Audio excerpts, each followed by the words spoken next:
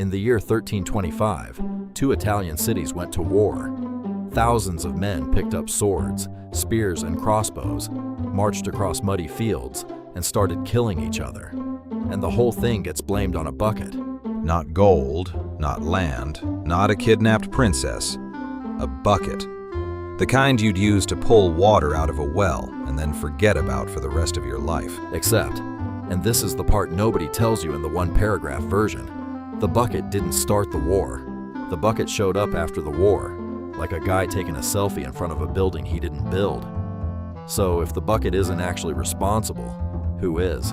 Grab a drink, sit down, and let's go to medieval Italy, where two cities hated each other so much that one of them is still, 700 years later, refusing to give a piece of wood back.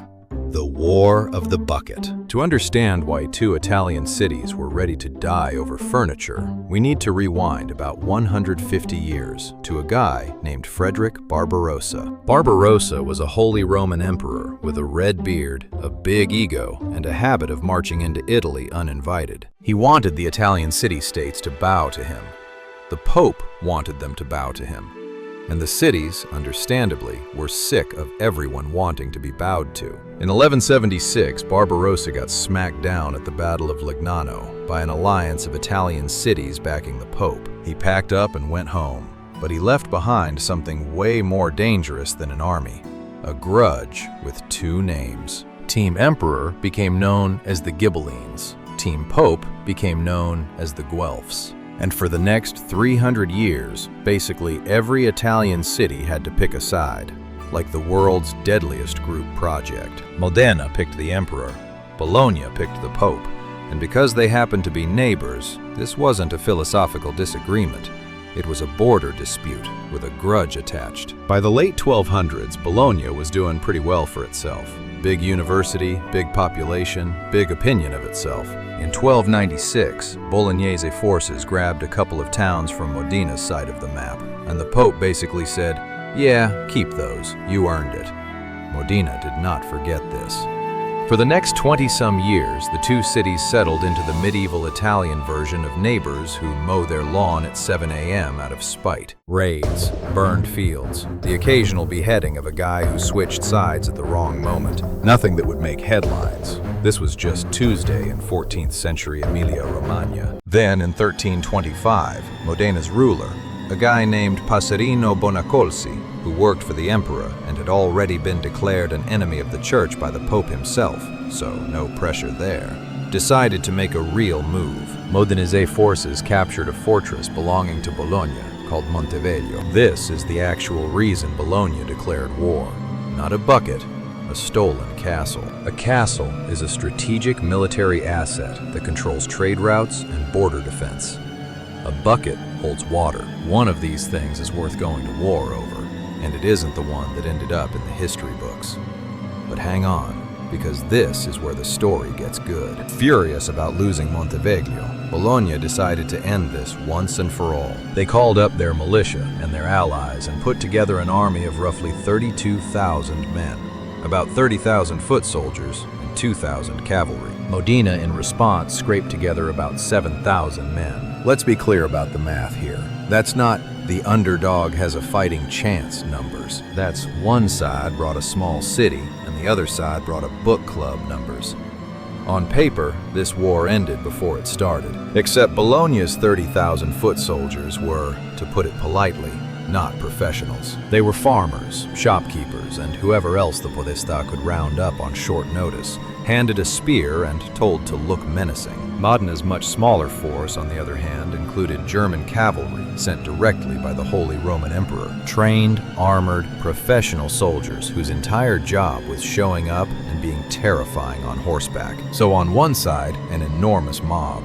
On the other, a small, extremely well-equipped strike team. On November 15th, 1325, the two armies met near a hamlet called Zappolino, and within about 2 hours, it was over. Modena's cavalry tore through Bologna's lines. The militia broke and ran, and the unstoppable Bolognese army fled back toward the safety of their own city walls. Roughly 2,000 men died in those 2 hours. That number is worth sitting with for a second, because as funny as this story gets, Real people didn't go home that night. Behind every joke about a bucket is a field full of farmers who were handed weapons a week earlier and told to go fight professional soldiers. That's not a punchline. That's the actual cost of two rich, proud cities refusing to back down. Now here's where Modena, having already won, decided winning wasn't quite enough. Instead of laying siege to Bologna, which frankly they didn't have the numbers to pull off anyway,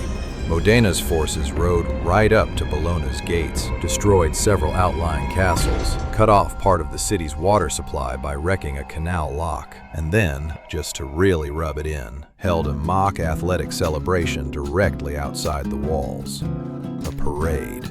A victory party, thrown right in Bologna's front yard, loud enough for the whole humiliated city to hear. And then, on their way out of town, a group of Modenese soldiers grabbed a wooden bucket from a public well outside one of Bologna's gates and carried it home like a trophy. That's it. That's the bucket. Not the cause of the war. The mic drop after the war. A middle finger with a handle on it. By January of 1326, both sides had had enough. They signed a peace deal. And, in a twist that tells you everything about medieval diplomacy, Modena actually agreed to give back most of what they'd captured, including Monteveglio, likely in exchange for a quiet payment under the table. Bologna got its castle back. Bologna did not get its bucket back. To this day, that same wooden bucket sits inside the Ghirlandina Tower in Modena, treated less like municipal property and more like a religious relic. Modena has held on to a piece of someone else's well for 700 years, purely out of spite. And honestly, respect the commitment. And here's the part that turns this from a funny anecdote into an actual story about how history gets written. The myth, the version everyone tells, where Modena stole the bucket first, and that's what started the whole war, wasn't really nailed down until 300 years later, when a poet named Alessandro Tassoni wrote a comic mock epic poem about it. He wasn't writing a history book. He was writing a joke. But the joke was better than the truth, so the joke is what stuck. 3 centuries later, an Italian composer even turned it into an opera. Nobody remembers Monteveglio. Everybody remembers the bucket. And that's kind of the whole point of this video, isn't it? Wars are almost never started by the thing everyone says started them. They're started by land, money, power, and pride that's been simmering for decades. And then, somewhere along the way, a smaller, funnier, more shareable detail gets attached to it. And that detail is the only part that survives. Give people a choice between 2 cities fought over a border fortress and centuries of political rivalry, and 2 cities fought over a bucket, and the bucket wins every single time. Not because it's more accurate, because it's more fun. The scary part is, this doesn't just apply to a war that happened 700 years ago in Italy. It's happening right now with everything you read online. The real cause of any conflict, historical or current, is usually boring, structural, and slow. The version that goes viral is the one with a punchline. So next time you hear a story that sounds too perfectly ridiculous to be true, a war over a bucket, a president who accidentally does something absurd, a rivalry that supposedly started over one tiny thing, it's worth asking the same question we just answered here. What's the actual castle behind the bucket? If you want more stories where history is way weirder and way messier than the highlight reel makes it look, subscribe, because there's a lot more where this came from. And if you know someone who still thinks this war was started by a stolen bucket, do me a favor, send them this video, and let them know Bologna would like their castle-shaped apology accepted 700 years late.